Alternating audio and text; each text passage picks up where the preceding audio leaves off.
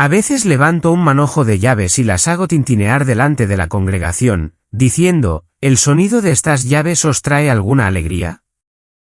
Todos responden, no.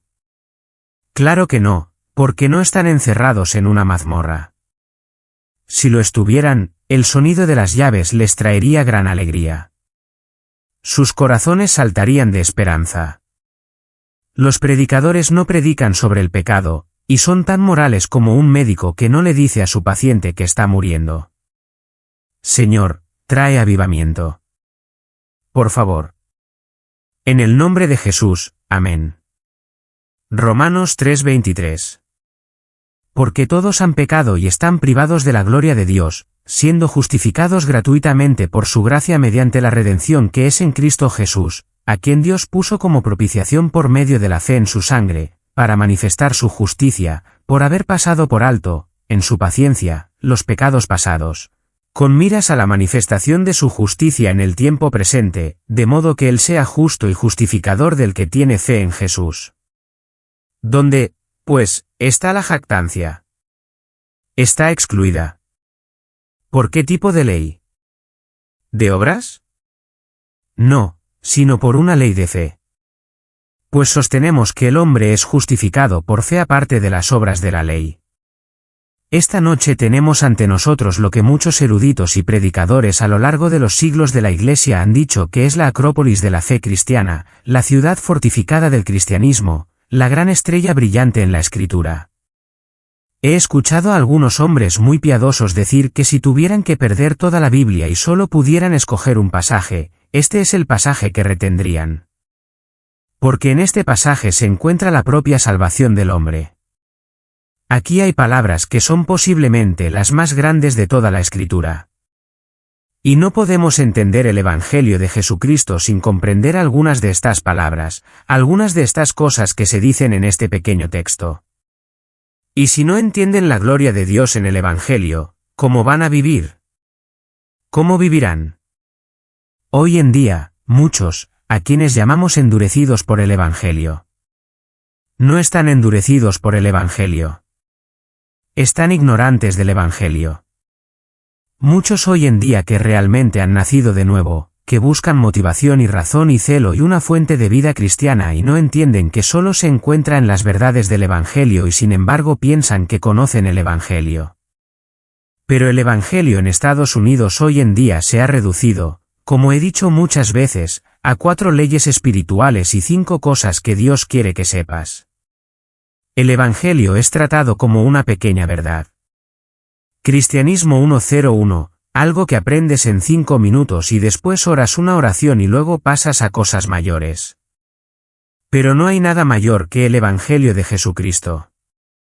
Y como está expuesto en este texto glorioso, aquellos de ustedes que han nacido de nuevo, aquellos de nosotros que hemos nacido de nuevo, al oír que todos han pecado, deberíamos estar cayendo de nuestras sillas en este mismo momento, adorando a Dios y dando gracias a Dios que nos ha salvado de algo tan terrible. Y aquellos de ustedes que no han nacido de nuevo, que tratan el Evangelio como algo común o quizás han reunido para sí mismos una especie de Evangelio que no cambia la vida, deberían caer sobre su rostro en temor sabiendo que si Dios no se mueve en su favor, estarán ante Él en su pecado y eso es un estado más terrible. Todos han pecado. ¿Por qué no temblamos? ¿Por qué no sabemos cuán terrible es esto? No sabemos cuánto hemos pecado de la misma manera que un pez no sabe cuán mojado está. Nacimos en pecado. Fuimos concebidos en pecado. Nacimos en un mundo caído de pecado. Lo único que hemos conocido es el pecado. Nuestra sociedad, como dice la Escritura, bebe iniquidad como si fuera agua. También vivimos en una tierra que es rampante de la ignorancia de Dios. No tienen conocimiento de Dios. No sabemos quién es Dios. Lo tratamos como si fuera algún tipo de Santa Claus o un bufón de abuelo y no entendemos que Él es el Señor de señores y Rey de reyes. ¿Sabes que el infierno es de duración infinita? La razón principal es porque cada pecado que cometes es cometido contra un Dios infinitamente digno y bueno. El pecado es pecado hoy. Escucha la manera en que hablamos sobre el pecado. Hablamos del pecado contra el hombre. Hablamos del pecado incluso contra la naturaleza y los animales y los árboles. Pero nadie se da cuenta de que todo pecado es, en última instancia, pecado contra Dios. David pecó contra su pueblo. David cometió adulterio con una mujer. David asesinó a un hombre, pero al final, dijo esto, contra ti solo he pecado. ¿Por qué es tan terrible el pecado? Porque se comete contra Dios. ¿Por qué no temblamos? Porque no sabemos lo que eso significa. ¿Y por qué no sabemos lo que eso significa? Porque no sabemos quién es Dios. Un ser glorioso y bendito. Imagina esto por un momento. Dios está ahí el día de la creación y les dice a los planetas que se pongan en ciertas órbitas en el espacio y todos se inclinan y dicen amén y le obedecen. Les dice a las estrellas que encuentren su lugar en el cielo y que sigan su decreto al pie de la letra y todos se inclinan y le obedecen. Les dice a las montañas que se eleven y a los valles que se hundan y ellos se inclinan y adoran. Les dice al mar valiente, llegarás a este punto y no pasarás más allá y el mar adora. Y Dios te dice que vengas y tú dices, no.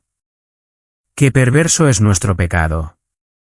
Y si fuera solo un acto, sería lo suficientemente terrible. Pero el pecado penetra mucho más en el corazón de un hombre. Un hombre no simplemente comete pecado. Un hombre nace en pecado, vil y corrupto desde el principio. Luego el Señor vio que la maldad del hombre era grande en la tierra, y que toda intención de los pensamientos de su corazón era solo maldad continuamente. Solo maldad continuamente. Simplemente leí este texto una vez predicando en una universidad y un joven reportero se acercó a mí y me dijo, no estoy de acuerdo con tu interpretación.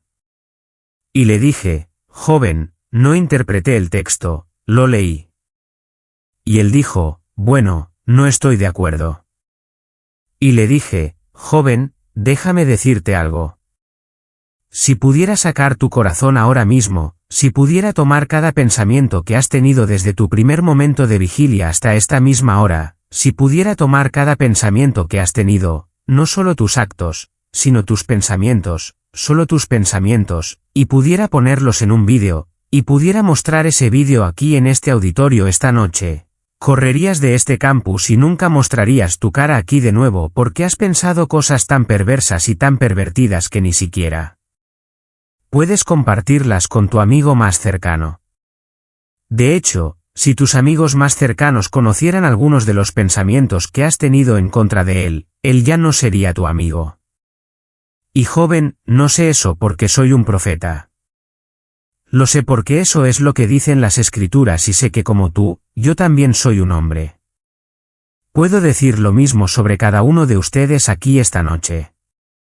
Gastarían cada onza de energía para esconder de todos en esta sala lo que ha pasado por sus mentes solo en la última hora.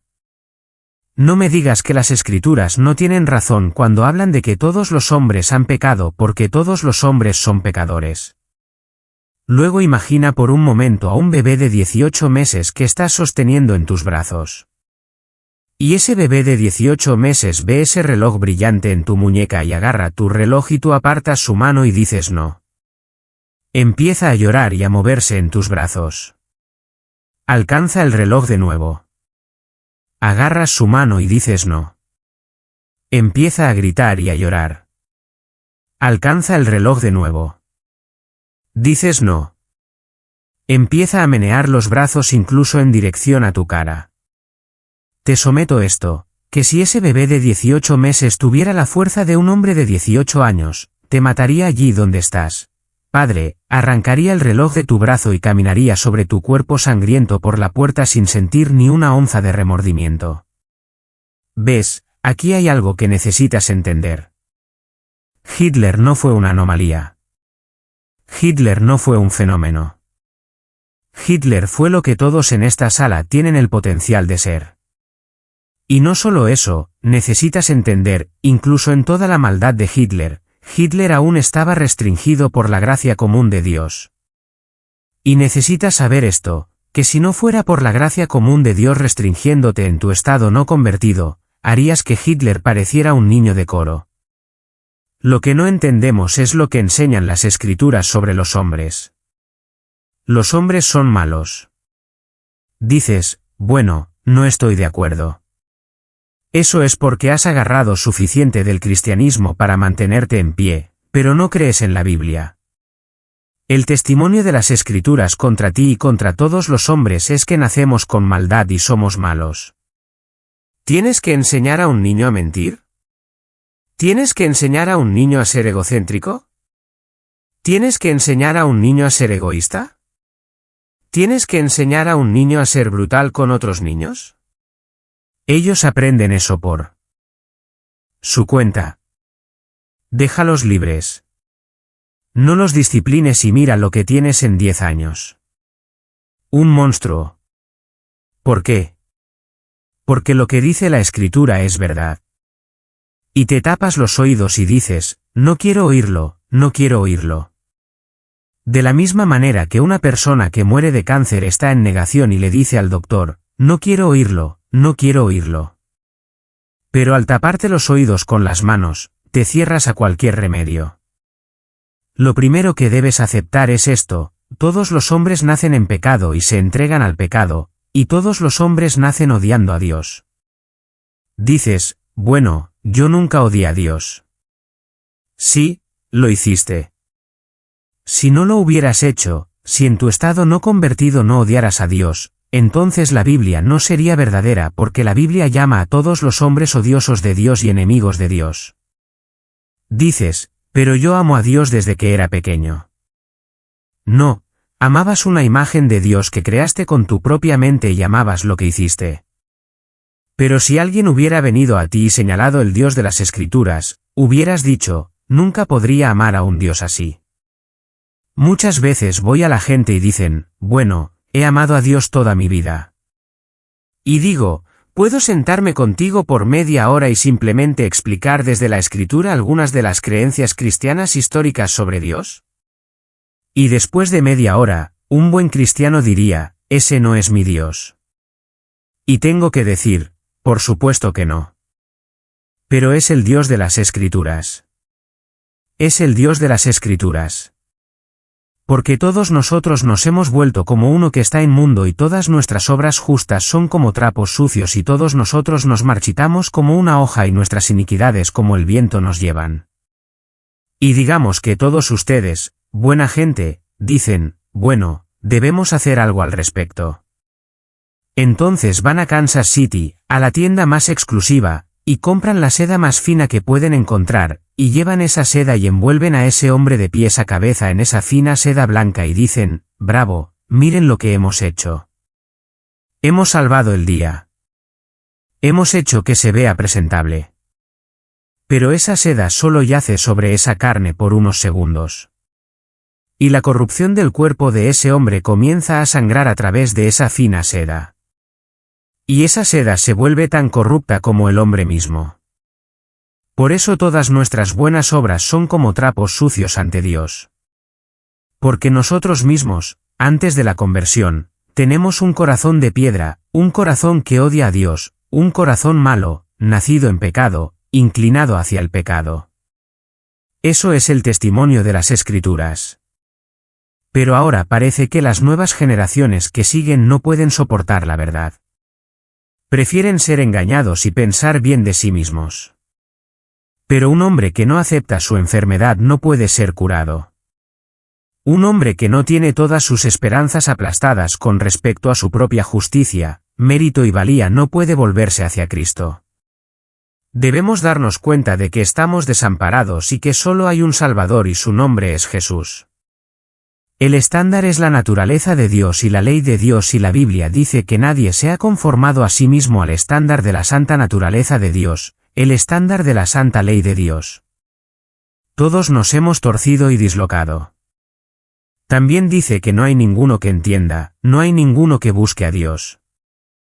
Si alguna vez has buscado realmente a Dios, es solo porque Dios te buscó primero.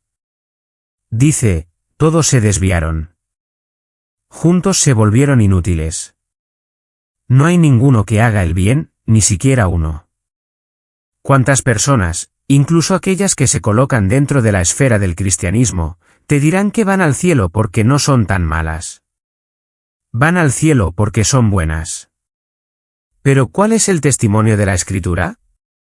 No hay ninguno bueno, no, ni uno solo. Ninguno. Ninguno. Todos han pecado.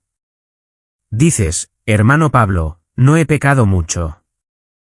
¿Cuánto tienes que pecar? Adán y Eva pecaron solo una vez y todo el universo fue arrojado al caos moral y al juicio. Has pecado más veces de las que puedes contar en una calculadora. Si Adán y Eva e incluso la creación no pudieron escapar de la condenación de un pecado, ¿cómo escaparás de la condenación de todos los pecados que se acumulan sobre tu cabeza? Dices, pero soy bastante bueno en cuanto a los humanos.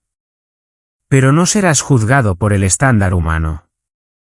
Serás juzgado por Dios, un Dios justo y santo. Y Él ha visto tu corazón. Tantas personas dirán, no me juzgues, no sabes lo que hay en mi corazón. Qué declaración tan tonta, porque se avergonzarían si yo supiera lo que hay en su corazón. ¿Por qué alguna vez querrían usar su propio corazón como evidencia de que realmente son buenos? Porque esconden su corazón de todos. ¿No me conoces realmente?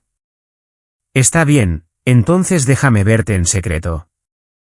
No, nunca te dejaría ver eso.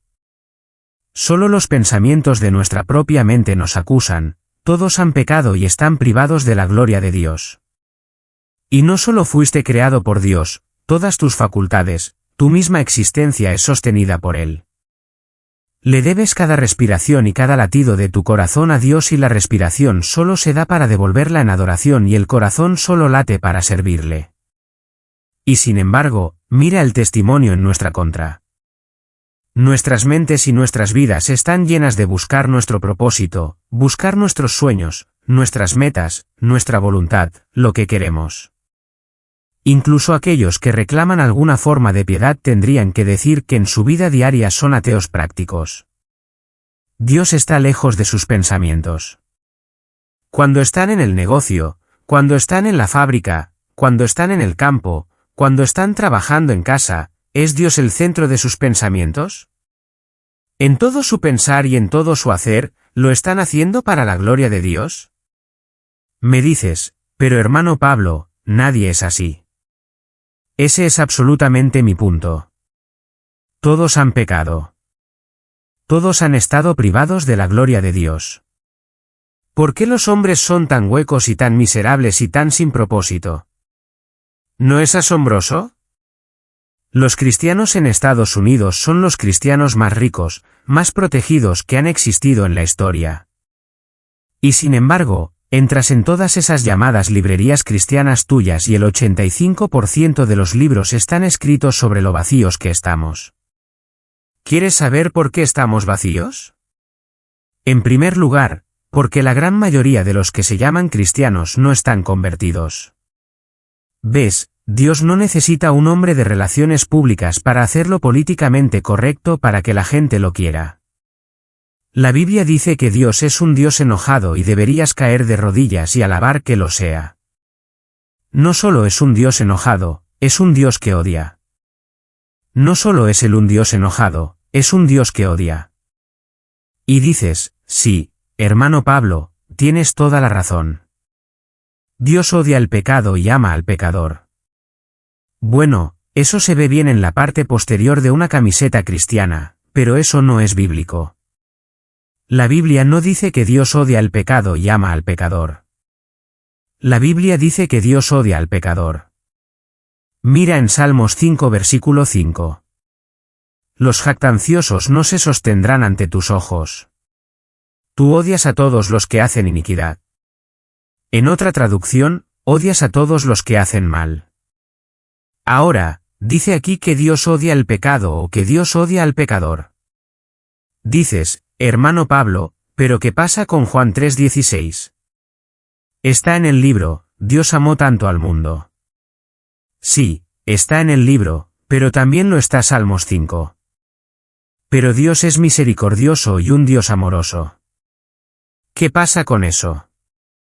Sí, Eso es verdad y vamos a hablar de ello, pero no puedes entenderlo hasta que entiendas el consejo completo de Dios. Dios es amor, pero este Dios amoroso odia. Dios es misericordioso, pero Él está enojado. ¿Ves? No puedes tomar solo un lado de la moneda, no solo una parte de la historia. Y ese es el problema hoy en día. Querida gente, siempre estamos obteniendo una historia unilateral, pero ¿no nos dicen las Escrituras que necesitamos el consejo completo de Dios? Voy a hablar sobre el amor de Dios esta noche de una manera posiblemente que nunca has conocido. Pero para que aprecies el amor de Dios, tienes que entender algo. Su amor es exaltado de la misma manera que las estrellas son exaltadas por un cielo completamente negro. Permíteme hacerte una pregunta, ¿dónde fueron las estrellas esta tarde? ¿Alguien las puso todas en una cesta y las llevó? ¿Cómo es que cuando miraste hacia arriba no las viste? Porque había tanta luz. No podías maravillarte de su belleza, ni siquiera podías verlas porque había tanta luz. De la misma manera, no puedes ver las estrellas de la gracia de Dios y su amor con tanta luz. Cuando los predicadores te dicen que los hombres son tan buenos, la única manera de apreciar verdaderamente el amor de Dios y la gracia de Dios es ver la negrura completamente oscura del hombre. Y cuando ves la negrura completamente oscura de tu propio corazón y luego te das cuenta de que Dios se movió por amor hacia ti, te hace caer de rodillas con la mayor estima y adorar a Dios. Tengo un punto para toda esta locura. Tengo que cavar un hoyo y enterrarte profundamente. Tengo que mostrarte cuán oscura es tu noche y cuán desesperada es tu situación para que cuando comience a hablar de Jesús, estés lleno de admiración. A veces levanto un manojo de llaves y las hago tintinear delante de la congregación y digo, ¿el sonido de estas llaves te trae alguna alegría? Todos responden, no. Claro que no, porque no estás encerrado en una mazmorra. Si estuvieras encerrado en una mazmorra, el sonido de las llaves te traería gran alegría. Tu corazón saltaría de esperanza.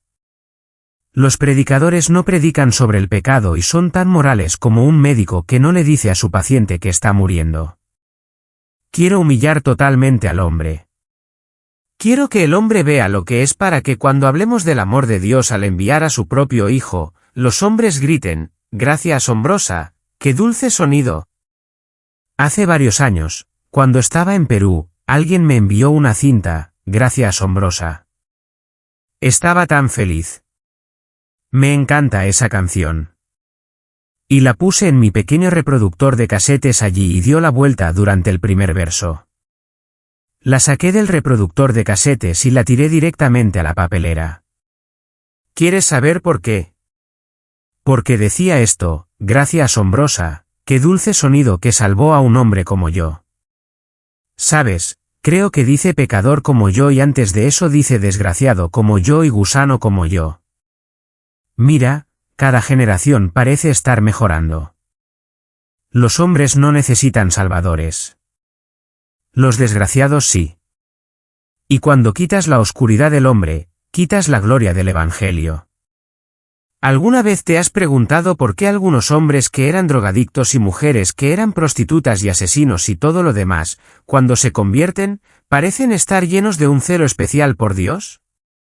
Es porque no vinieron de un club de campo. No vinieron de alguna denominación religiosa o vida religiosa donde todos pretenden ser morales, respetables y merecedores del amor de Dios. Vinieron del alcantarillado y cuando oyeron hablar del amor de Dios, sus corazones explotaron. Todos los días ve la maldad de este mundo. Todos los días ve la suciedad y el asesinato y los crímenes y todo lo demás. Pero en tu libro, Dios no tiene derecho a estar enojado. Te digo, Él está enojado. Está tan enojado que el día en que retire su misericordia y venga a juzgar al mundo, los grandes capitanes de este mundo gritarán pidiendo que las montañas se levanten y se arrojen sobre ellos para esconderlos de la ira del Cordero. Bueno, cuanto más enojado debería estar Dios, pero no solo con los Hitler del mundo, ¿contigo? Cuando se habla de la ira de Dios en la Biblia, es el flamear de las fosas nasales. ¿Que la deidad estaría tan enojada? Y dice que al aliento de su boca, las montañas se derriten. Un joven una vez dijo, estaré allí el día del juicio y no tendré miedo.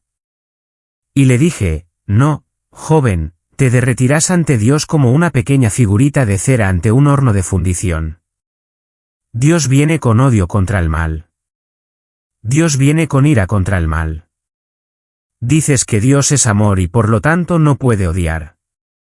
Te digo que Dios es amor, por lo tanto, debe odiar. ¿Amas a los judíos? Debes odiar el holocausto. Si te dijera, oye, ¿leíste sobre el holocausto? Y dijeras, sí, soy bastante neutral al respecto. Quiero decir, sabes, lo que cualquiera quiera hacer, sabes, es la idea de Hitler. Está bien conmigo. Pensaría que eres un monstruo. Probablemente te meterían en la cárcel por un delito de odio. Si amas a los judíos, debes odiar el holocausto. ¿Amas a los niños? ¿Cuántos de ustedes han dicho con su propia voz, odio el aborto? Oh, entonces tienes derecho a odiar debido a todo el gran amor en tu corazón. Pero piensas que es extraño que Dios odiaría porque Él ama. ¿Ves? Dios ama todo lo que es bello y encantador y excelente. Vamos, envolvámoslo todo en una canasta. Dios ama todo lo que es como Él. Ahí es donde viene el problema. Tenemos derecho a amar todo lo que elegimos amar, pero pensamos que Dios debería amar todo lo que nosotros amamos. Dios ama todo lo que es como Él porque Él es la perfección absoluta y viene con ira contra todo lo que contradice su naturaleza y voluntad. Y eso somos nosotros. Todos en esta sala han roto cada ley que Dios ha hecho alguna vez. Si no entiendes eso, no entiendes el cristianismo. Dios, el juez, mira hacia abajo al pecador que pone su fe en Cristo y declara que ese pecador está legalmente bien con él. Ahora, ¿cómo funciona eso? Bueno, dice esto. Dice, siendo justificado como un regalo por su gracia. Ahora Pablo está siendo redundante aquí. Siendo justificado. Siendo justificado como un regalo por su gracia. ¿Cómo somos justificados? Es un regalo. Es un regalo. ¿Sabes dónde dice sobre el Mesías, me odiaron sin causa? ¿Jesús alguna vez dio a alguien una causa para odiarlo? No. Argumentarías, no. No. Jesús nunca dio ni la más mínima pista de una causa para que alguien lo odiara. Lo odiaron sin causa. Esa es la misma palabra usada aquí. Que el cristiano es justificado sin causa. Eso significa, señor, señora, joven, no le diste a Dios absolutamente ninguna causa para declararte justo. No sé por qué Dios me salvó. Bueno, puedo decirte esto. No fue por ti. Fue a pesar de ti. ¿Qué valor vio Dios en mí? Absolutamente ninguno. Él dijo, te declaró justo aunque no le diste una causa para hacerlo. Él te justificó sin causa, viene al cristiano, al verdadero cristiano. Tienes que seguir diciendo eso en Estados Unidos porque todos creen que son cristianos. Vienes al cristiano y el reportero dice, Señor, si murieras ahora mismo, ¿a dónde irías? Iría al cielo. ¿Por qué? Bueno, nací en pecado. En pecado me concibió mi madre. He roto cada ley que Dios ha dado alguna vez. Completamente encontrado injusto y carente de mérito y valía. Merezco los juicios más profundos y oscuros de la reportera dice, detente. Los otros chicos lo entiendo, ellos dicen que van al cielo porque se lo merecen. Dios les debe. Dios es su deudor. Se han probado dignos. Dios debe darles el cielo. Pero a ti no te entiendo. Me estás diciendo con alegría que vas al cielo, pero luego me estás diciendo que no tienes ningún mérito o valía para ir allí. ¿Cómo vas a ir al cielo? Y el cristiano sonríe y dice, Porque voy al cielo basado en el mérito y la valía de otro, Jesucristo, mi Señor. Él murió. El Padre dio a su Hijo. Cuando dices cosas como Jesús murió, no deberías detenerte un momento o algo así. Una vez estaba predicando y un joven se acercó después y estaba todo emocionado y dice, tienes razón, hermano Pablo. Jesús es todo lo que necesitamos. Y le dije, joven, Jesús es todo lo que tenemos. Fuera de él, no hay nada. Estás en el cristianismo. ¿Estás en uno de dos reinos o en el otro? Debes entender esto. ¿Estás en Adán o en Cristo?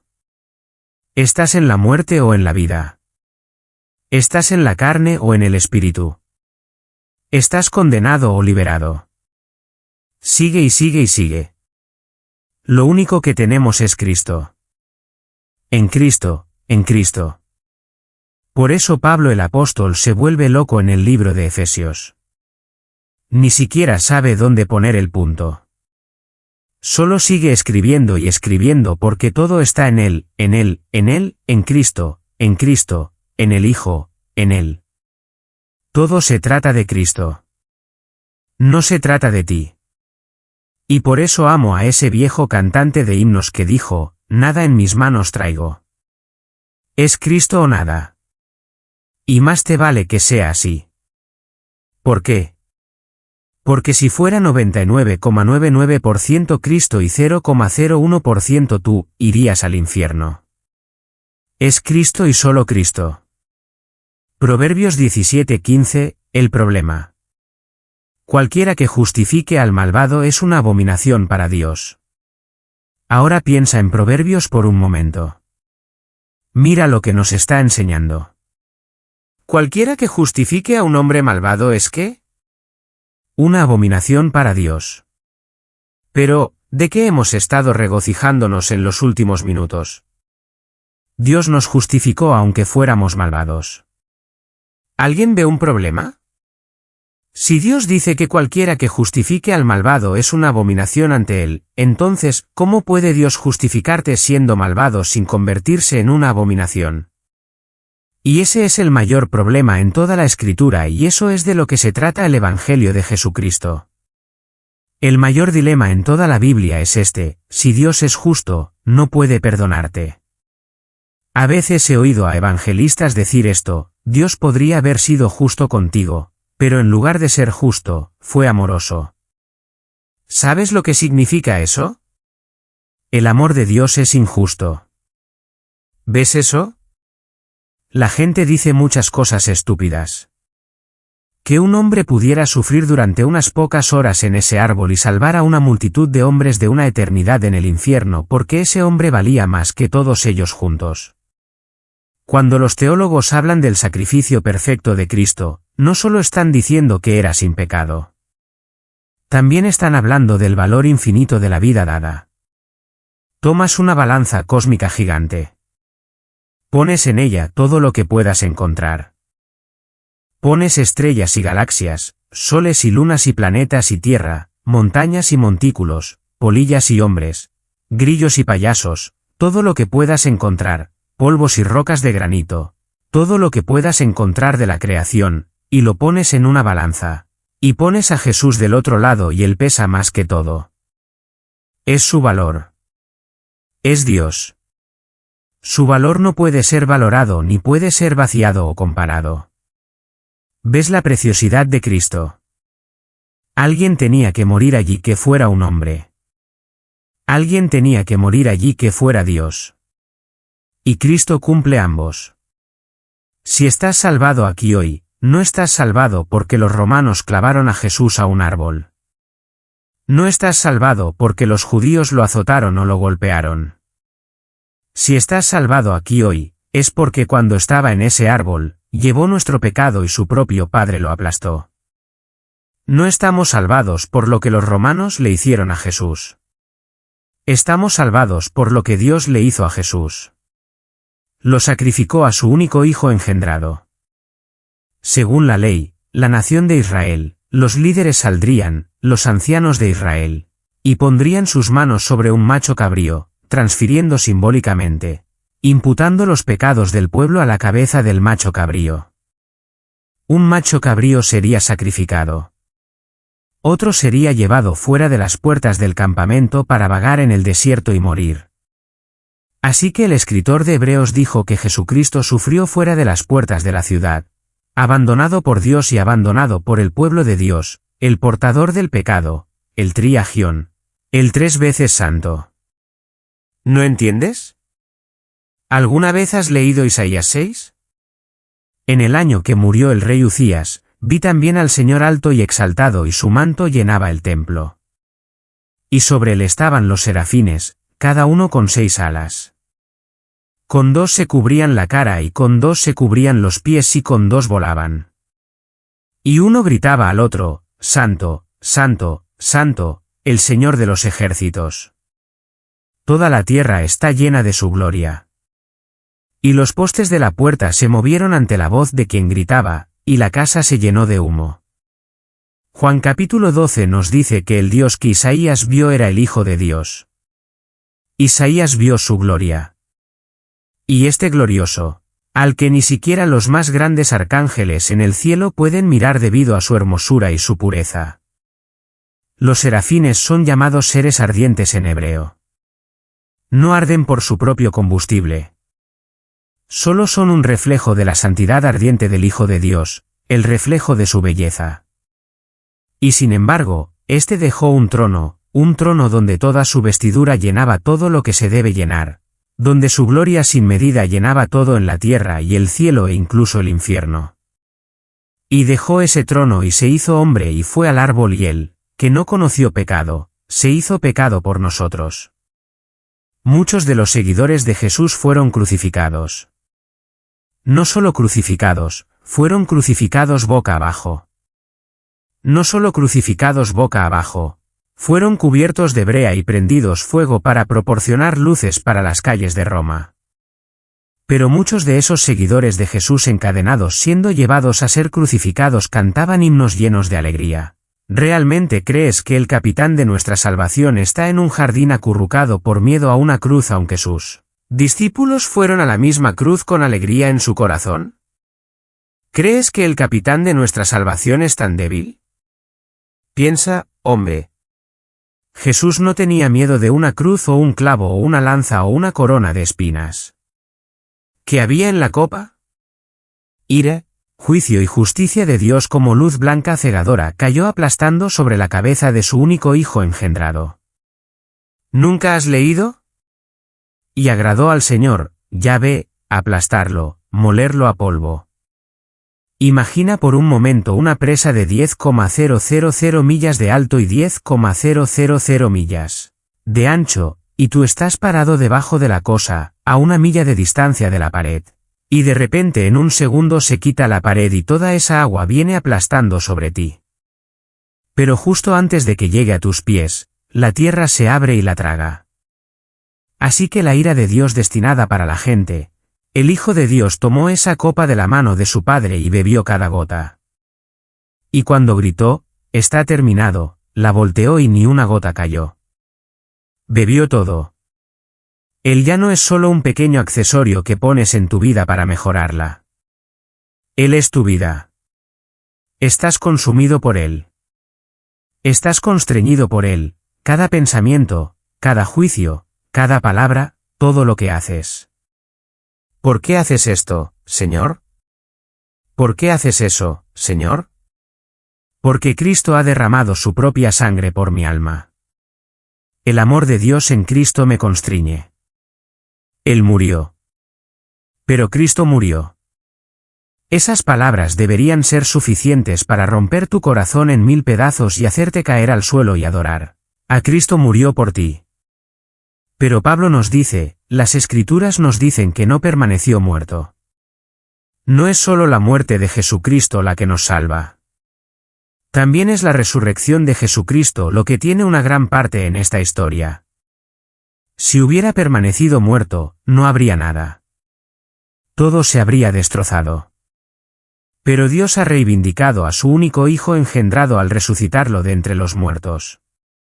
Y al resucitarlo de entre los muertos, Dios ha puesto su sello y nos ha dicho, declarado públicamente a través de la resurrección de Jesucristo, que su sacrificio fue suficiente para expiar los pecados de su pueblo.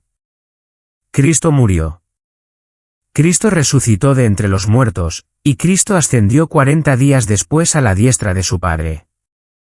Los antiguos, los patrísticos de los primeros 5 siglos, patriarcas, siempre usaban el Salmo de la Ascensión, Salmo 24, para describir la ascensión de Jesucristo al cielo. Y aquí es donde vamos a cerrar esto. Como evangélicos, con razón, estamos constantemente defendiendo la deidad de Jesucristo. Pero nunca olvides esto, Jesucristo era Dios en el sentido más completo y pleno del término. Pero Jesucristo era hombre en el sentido más completo y pleno del término. Hay un solo Dios y un mediador entre Dios y los hombres, el hombre Cristo Jesús. Un hombre ha pecado. Una raza de hombres ha caído. Un hombre debe morir.